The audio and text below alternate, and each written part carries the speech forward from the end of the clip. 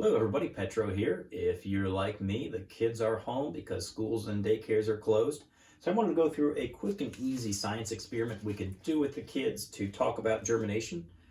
This will be similar to what you would see with a germination test for your seed, where you get 95, 98, 99% germination on that seed tag.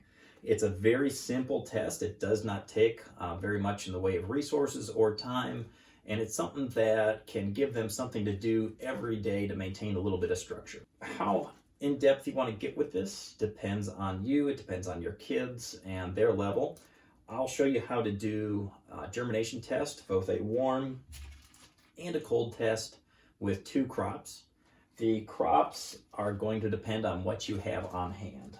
I start my garden in what we refer to as the plant room here at the Petrosino household.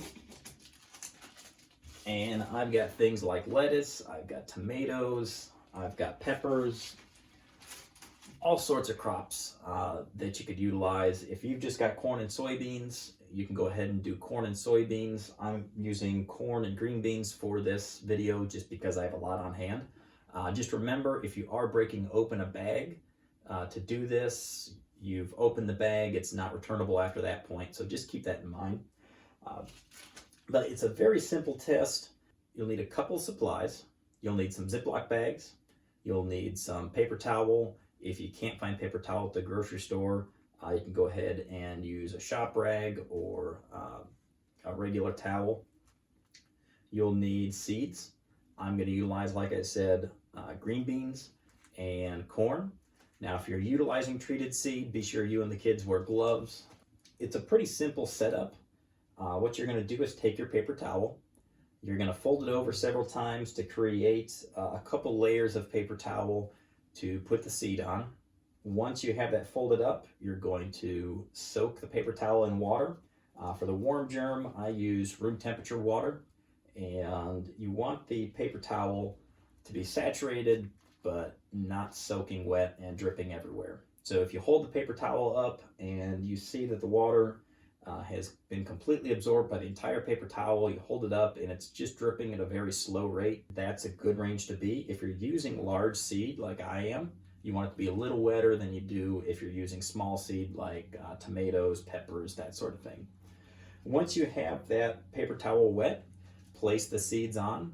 I'm going to do 10 green beans and 10 corn. This is going to allow me to make the math easy. If you want to, at this point, you could utilize more seeds. You could do several lots of 10 and come up with an average germination across each of those. It just depends on the kid's level. For the cold germination, I start out with the paper towel. I get it wet. I put it in the Ziploc bag, and then I put it in the fridge. I let that sit for at least a good half hour to an hour to get down to the cold temperature and make sure that the water in that paper towel is down to that 38 to 42 degrees Fahrenheit. Then I'll go put the seeds in the paper towel, put everything back in the Ziploc bag. For the cold germ test, I put that back into the fridge for 24 to 48 hours. Mine ended up being 36. It really just depends on how you want to do that. For the warm germ, I just put the seeds in a wet paper towel, put it in a Ziploc bag, and put it into a place where it's going to be room temperature.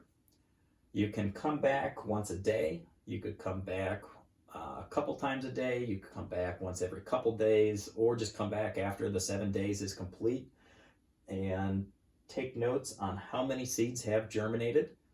You take the number of seeds germinated divided by the total number of seeds that you put into the germination test, and that gives you your percent germination.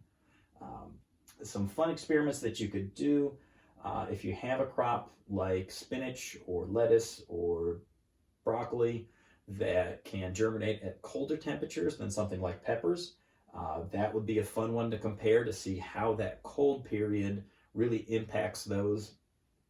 You could talk about the weather around planting, and if you have that cold germination test, that's like planting before a cold front comes in with a really cold rain where that seed gets shocked in that first imbibition. You could talk about the germination process. I'll post some links that go through what parts of the seed are. post some links that go through the parts of the seed, what occurs during germination, and other terms related to germination.